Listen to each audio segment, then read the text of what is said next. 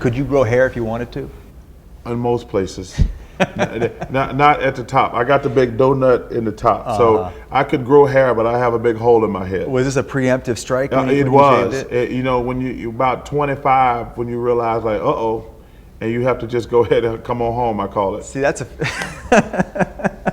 advantage that African Americans have over white guys. And Like, see, white guys actually, can't just. If I just went bald, people would know it's because I went bald. But for you, it could be like a fashion thing. And see, I actually think white guys can go bald. I did a thing about 20 years ago, like just a funny bit on television about white guys and comb overs and toupees.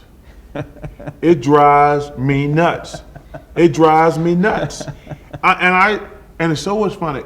A guy I know in New York had a really bad, wicked comb over. And I said, who looks in the mirror with this comb over or a bad toupee and said, I look good? And one of my friends shaved his head and went home, and he said, he came up to me like a month later, I was in New York. He says, I got to tell you something.